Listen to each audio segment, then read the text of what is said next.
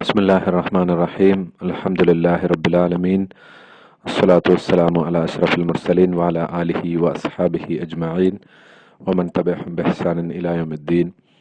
പ്രിയപ്പെട്ട സഹോദരന്മാരെ, അസ്സലാമു അലൈക്കും വറഹ്മത്തുള്ളാഹി വബറകാതുഹു.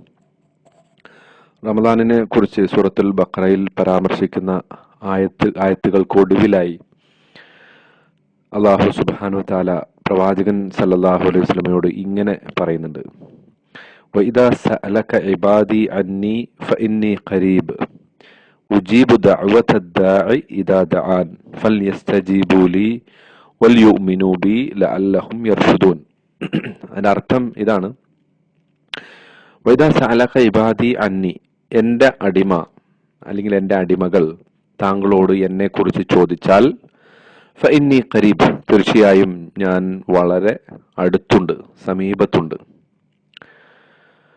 ഉജീബു ദഅവതദ് ദാഇ ഇദാ ദഅൻ, പ്രാർത്ഥിക്കുന്ന ഏതൊരുവന്റെ പ്രാർത്ഥനയും അതിന് ഞാൻ നിർബന്ധമായും ഉത്തരം നൽകിയിരിക്കും.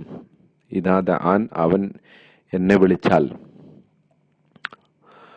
ഫൽയസ്തജീബു ലി, അതുകൊണ്ട് നിങ്ങൾ എന്നോട് ഉത്തരം തേടുക.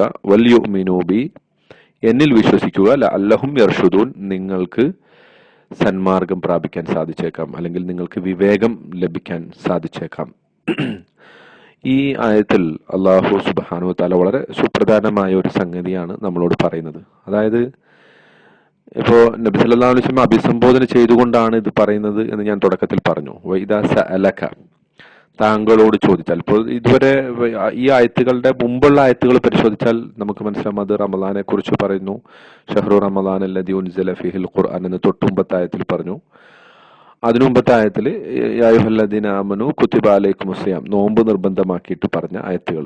അപ്പൊ അവിടെയെല്ലാം സത്യവിശ്വാസികളോട് നേരിട്ട് അഭിസംബോധന ചെയ്യുന്ന, അല്ലെങ്കിൽ പൊതുവിൽ മനുഷ്യരെ മൊത്തം വിളിക്കുന്ന ഒരു രീതിയിൽ നിന്ന് മാറി പെട്ടെന്ന് അള്ളാഹു അതിന്റെ ഈ ആയത്തിന്റെ അഭിസംബോധന നബി സല്ലല്ലാഹു അലൈഹി വസല്ലമയിലേക്ക് തിരിക്കുകയാണ്.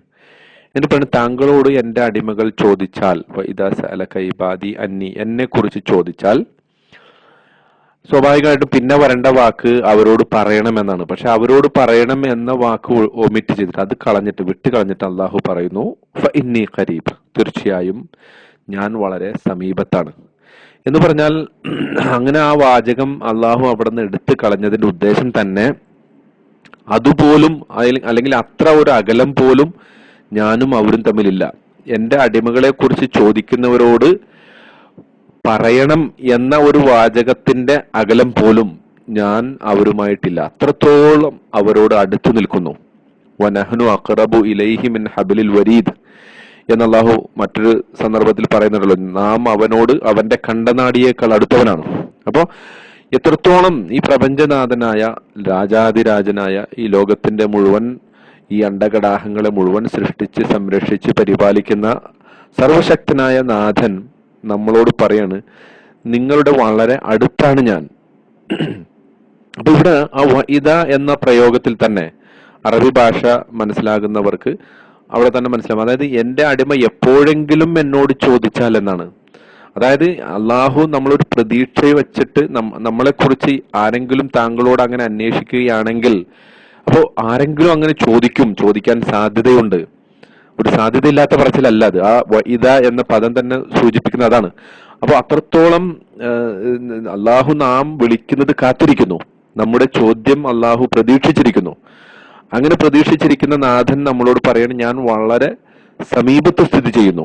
ഫഇന്നി ഖരീബ് ഉജീബു ദഅവതദ് ദാഇ ഇദാ ദഅൻ, നിങ്ങൾ എന്നെ വിളിച്ചാൽ ഞാൻ ആ വിളിക്ക് ഉത്തരം നൽകും. ഇതാണ് ശരിക്കും മലയാളത്തിൽ അതിന്റെ ട്രാൻസ്ലേഷൻ. പക്ഷേ അറബി ഭാഷയില് ഉജീബു എന്നാണ് ആരംഭിക്കുന്നത് തന്നെ. ഞാൻ ഉത്തരം നൽകും. ദഅവത്ത്, ഒരു പ്രാർത്ഥനയ്ക്ക്. അദ്ദാഇ, വിളിക്കുന്ന ആളുടെ പ്രാർത്ഥനയ്ക്ക് ഞാൻ ഉത്തരം നൽകും. അപ്പൊ അതാണ് ആദ്യം പറയുന്നത്. ഇദാ ദഅൻ, അവൻ എന്നോട് പ്രാർത്ഥിച്ചാൽ എന്നത് രണ്ടാമതാ പറയുന്നത്. എന്ന് പറഞ്ഞാൽ പ്രാർത്ഥന എന്നുള്ളത് വരാൻ കാത്തു നിൽക്കുകയാണ്, അള്ളാഹു മറുപടി നൽകാൻ എന്നാണ് അതിന്റെ അർത്ഥം. അതായത് ഇദാ ദഅാനി എന്ന് ആദ്യം പറഞ്ഞിട്ട്, നിങ്ങൾ എന്നോട് പ്രാർത്ഥിച്ചാൽ, അല്ലെങ്കിൽ അവൻ എന്നോട് പ്രാർത്ഥിച്ചാൽ ഞാൻ അവന് ഉത്തരം നൽകും എന്നാണ് സാമാന്യഗതിയിൽ പറയേണ്ടത്. പക്ഷെ അറബി ഭാഷയുടെ ഒരു ശൈലി ഉപയോഗിച്ചിട്ട് തന്നെ അള്ളാഹു പറയണ്, നിങ്ങൾ എന്നോട് പ്രാർത്ഥിക്കുകയേ വേണ്ടൂ, ഞാൻ നിങ്ങൾക്ക് ഉത്തരം നൽകും. ഇനിയുമുണ്ട് ആ ഭാഷാ പ്രയോഗത്തിൽ ഗുണങ്ങൾ. ഇപ്പൊ ഉജീബു എന്ന് പറഞ്ഞാൽ നിർബന്ധമായി ഞാൻ ഉത്തരം നൽകും എന്നാണ് അതിന്റെ അർത്ഥം. ഞാൻ ഉത്തരം നൽകാം, അല്ലെങ്കിൽ വേറെ ഉത്തരം നൽകാൻ ശ്രമിക്കാം, അതല്ലെങ്കിൽ മറ്റ് സന്ദർഭങ്ങളിൽ അതിനേക്കാളും നല്ലത് നൽകാം. ഇതൊന്നുമല്ല ഇവിടെ അള്ളാഹു പറയുന്നത്. മറിച്ച് ഞാൻ നിർബന്ധമായും ഉത്തരം നൽകിയിരിക്കും. ദഅവത്ത്, ഏതൊരു പ്രാർത്ഥനയ്ക്കും, അദ്ദായി, വിളിക്കുന്നവൻ. അപ്പൊ ആ വിളിക്കുന്ന ആള് ശരിക്കും അവിടെ അറബി ഭാഷയിൽ അതിന്റെ പദപ്രയോഗം ശ്രദ്ധിച്ചാൽ മനസ്സിലാകും. അലിഫ്ലാം ഇട്ട് പറഞ്ഞാൽ ഒരു സംഗതിയുടെ അർത്ഥം അത് മഅരിഫയാണെന്നാണ്. അതായത് ഒരു ഡെഫിനിറ്റ് ആണ്. ദി കോളർ എന്ന് ഇംഗ്ലീഷിൽ പറയുന്ന വിളിക്കുന്ന ആൾ, അയാളെ ഐഡന്റിഫൈ ചെയ്തിട്ട് പറയാണ്, നിങ്ങൾ ഒരു പ്രാർത്ഥന എന്നോട് പ്രാർത്ഥിച്ചാൽ ആ പ്രാർത്ഥിച്ച ആളെ മനസ്സിലാക്കിക്കൊണ്ട്, അവൻ എൻ്റെ അടുത്താണെന്ന് മനസ്സിലാക്കിക്കൊണ്ട് അവന് ഞാൻ ഉത്തരം നൽകും. ഫൽയസ്തജീബൂലി, അതുകൊണ്ട് നിങ്ങൾ എന്നോട് ഉത്തരം തേടട്ടെ. വൽയുമിനൂ ബി, എന്നിൽ വിശ്വസിക്കട്ടെ. ലഅല്ലഹും യർഷുദൂൻ, നിങ്ങൾക്ക് വിവേകം സിദ്ധിച്ചേക്കാം. ഇപ്പൊ ഇവിടെ നമ്മൾ മനസ്സിലാക്കേണ്ട ഒരു സംഗതി, അള്ളാഹുവിനോട് നമ്മൾ പ്രാർത്ഥിക്കുക, പ്രത്യേകിച്ച് റമദാനിന്റെ ദിനരാത്രങ്ങളിൽ വളരെയധികം അധികരിപ്പിക്കേണ്ട ഒരു സംഗതിയാണ്. നോമ്പുകാരന് രണ്ട് സന്തോഷമുണ്ട്. ഒന്ന് അവൻ നോമ്പ് തുറക്കുമ്പോഴുള്ള സന്തോഷം, മറ്റൊന്ന് അവൻ തന്റെ നാഥനെ കണ്ടുമുട്ടുമ്പോഴുള്ള സന്തോഷം എന്ന് നബി തിരുമേനി സല്ലല്ലാഹു അലൈഹി വസല്ലം നമ്മളെ പഠിപ്പിക്കുന്നുണ്ട്. അപ്പോ നമ്മൾ ഏറ്റവും നല്ല പ്രാർത്ഥനക്ക് ഉത്തരം കിട്ടുന്ന ഒരു സന്ദർഭം പറഞ്ഞത് ആ ഒരു സന്ദർഭമാണ്, ആദ്യത്തെ ആ സന്ദർഭം. അതായത് നോമ്പ് തുറക്കുന്നതിന് മുമ്പ്, നോമ്പ് തുറക്കുമ്പോഴുള്ള സന്തോഷം കാത്തിരിക്കുന്ന വേളയിൽ നോമ്പുകാരൻ പ്രാർത്ഥിച്ചാൽ അയാളുടെ പ്രാർത്ഥനയ്ക്ക് അള്ളാഹു ഉത്തരം നൽകും എന്ന് പറയുന്നു. അതുപോലെ രാത്രിയുടെ അന്ത്യയാമങ്ങൾ, നമ്മൾ ഖിയാമുൽ ലൈൽ നിർവഹിക്കുന്ന സന്ദർഭം, രാത്രി നമസ്കാരം, സുഹൂറിന്റെ സമയം, അതുപോലെ നോമ്പുകാരൻ എപ്പോൾ പ്രാർത്ഥിച്ചാലും ആ പ്രാർത്ഥനയ്ക്കൊക്കെ ഒരുപാട് ഉത്തരം ലഭിക്കുന്ന സന്ദർഭങ്ങളുണ്ട് എന്ന് പ്രവാചകൻ സല്ലല്ലാഹു അലൈഹി വസല്ലം പഠിപ്പിക്കുന്നു. നമ്മൾ ചോദിക്കുകയേ വേണ്ടൂ. അള്ളാഹു നൽകാൻ കാത്തിരിക്കുന്ന റമദാനിന്റെ എല്ലാ രാത്രികളിലും ഒന്നാം ആകാശത്തേക്ക് ഇറങ്ങി വന്നുകൊണ്ട് അള്ളാഹു ചോദിക്കുന്നുണ്ട്, ഹൽ മിൻ സാഇലിൻ, ചോദിക്കുന്ന ആളുണ്ടോ? ഫഅസ്തജീബു ലഹു, ഞാൻ അവന് ഉത്തരം നൽകാം. ഹൽ മിൻ ദാഇൻ, പ്രാർത്ഥിക്കുന്നവനുണ്ടോ? ഫഅസ്തജീബു ലഹു, ആ പ്രാർത്ഥിക്കുന്നവന് ഞാൻ ഉത്തരം നൽകാം. വഹൽ മിൻ മുസ്തഗ്ഫിരിൻ, പാപമോചനം അർത്ഥിക്കുന്നവനുണ്ടോ? ഫഅഗ്ഫിറു ലഹു, ഞാൻ അവന് പുറത്തു കൊടുക്കാം. അപ്പോൾ അള്ളാഹു, നമ്മളിപ്പോൾ ആലോചിച്ച് നോക്കുക, ഒരു സാധാരണ ഒരു കമ്പനിയുടെ ഒരു സിഇഒ, ഒരു വലിയൊരു കമ്പനിയുടെ സിഇഒ, അയാളെ നമുക്ക് എത്ര പ്രാവശ്യം ജീവിതത്തിൽ കാണാൻ പറ്റും? കണ്ടാൽ തന്നെ നമുക്ക് എന്തെങ്കിലും സംസാരിക്കാൻ സാധിക്കുമോ? നമ്മുടെ മന്ത്രിമാര്, നമ്മുടെ MLA മാര്, MP മാര്, അല്ലെങ്കിൽ രാഷ്ട്രീയക്കാര്, അങ്ങനെ ഉന്നത തലത്തിലുള്ള ആളുകളെയൊക്കെ നമ്മൾ കണക്കൂട്ടിക്കോ? അവരോടൊക്കെ നമുക്ക് എപ്പോഴും സംസാരിക്കാനോ നമ്മുടെ ആവശ്യങ്ങൾ പറയാനോ പലപ്പോഴും പറ്റാറില്ല. പറ്റിയാൽ തന്നെ അത് അവർക്ക് പൂർത്തിയായിട്ട് കേൾക്കാറില്ല. കേട്ടാൽ തന്നെ അതിന് കൃത്യമായ ഒരു മറുപടി നമുക്ക് ലഭിക്കാറില്ല. പക്ഷെ സർവാധിനാഥനായ നാഥൻ അള്ളാഹു, ഈ മനുഷ്യന്മാരൊക്കെ സൃഷ്ടിച്ച ലോകത്തിന്റെ സകല ഖജനാവുള്ള നാഥൻ നമ്മളോട് പറയണം, നിങ്ങൾ എന്നോട് ചോദിച്ചാൽ ഞാൻ ആ ചോദ്യത്തിന് ഉത്തരം നൽകും. പ്രാർത്ഥനയ്ക്ക് ഉത്തരം കിട്ടിയിരിക്കും. അപ്പോൾ നമ്മൾ പ്രാർത്ഥനയെക്കുറിച്ച് മനസ്സിലാക്കേണ്ടത് അങ്ങനെയാണ്. പക്ഷെ ആ സന്ദർഭത്തിൽ തന്നെ നമ്മുടെ മനസ്സിലൊരു ചോദ്യം വരാം, ഞാൻ പക്ഷെ ഒരുപാട് കാലമായി ചോദിക്കുന്നു, എൻ്റെ ചോദ്യത്തിന് ഉത്തരം ലഭിക്കുന്നില്ലല്ലോ എന്നൊക്കെ നമുക്ക് സംശയം വരാം. അപ്പൊ അവിടെ നമ്മൾ മനസ്സിലാക്കേണ്ടത്, അള്ളാഹു പ്രാർത്ഥനയ്ക്ക് ഉത്തരം നൽകുന്നത് 3 രൂപത്തിലാണ്. അതാണ് നമ്മൾ മനസ്സിലാക്കേണ്ട അടിസ്ഥാനപരമായ ഒരു സംഗതി. പ്രാർത്ഥിക്കാതെ നമ്മൾ ഇരിക്കരുത്, പ്രാർത്ഥിക്കണം. പക്ഷെ പ്രാർത്ഥനയ്ക്ക് ഉത്തരം ലഭിച്ചിരിക്കും. ആത്മാർത്ഥമായി പ്രാർത്ഥിച്ചാൽ, അള്ളാഹുവിനെ വിളിച്ച് അള്ളാഹുവിൽ യാതൊന്നിനെയും പങ്കുചേർക്കാതെ നാം അവന്റെ മാത്രം മുന്നിൽ സകലതും സമർപ്പിച്ച് പ്രാർത്ഥിച്ചാൽ അവൻ ഉത്തരം നൽകിയിരിക്കും.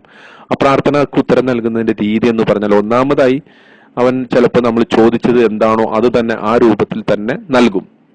അപ്പൊ നമ്മൾ കുറച്ച് പണം ചോദിച്ചാൽ ആ പണം ഇങ്ങോട്ട് നൽകും. അല്ലെങ്കിൽ നമ്മുടെ ദാരിദ്ര്യം മാറ്റണമെന്ന് ആവശ്യപ്പെട്ടാൽ ഒരു പക്ഷെ നമുക്ക് നല്ലൊരു സാമ്പത്തിക അവസ്ഥ ഉണ്ടാക്കിയിട്ട് നമ്മുടെ ദാരിദ്ര്യം നീക്കിത്തരും. ഇതൊരു രീതി. രണ്ടാമതൊരു രീതി, അവൻ നമ്മൾ ചോദിച്ചതിന്റെ ഫലമായിട്ട് നമ്മുടെ വിധിയിൽ, നമുക്കറിയാം നമ്മുടെ വിധി നേരത്തെ എഴുതപ്പെട്ടതാണ്. അപ്പൊ ആ ഖലായിൽ ഖദറിൽ എന്തോ ഒരു വലിയ അത്യാഹിതം, അപകടം, വലിയൊരു പരീക്ഷണം അത് പതിയിരിപ്പുണ്ടാവും. അപ്പോൾ നമ്മൾ ഈ പ്രാർത്ഥിക്കുന്നതിന്റെ, ആത്മാർത്ഥമായി അള്ളാഹുവിനെ വിളിക്കുന്നതിന്റെ ഫലമായിട്ട് ആ വിപത്ത് അള്ളാഹു മാറ്റിത്തരും. അപ്പോൾ അതൊരു പക്ഷേ നമ്മൾ ചോദിച്ചത് കിട്ടുന്നതിനേക്കാളും നല്ലതായിരിക്കും.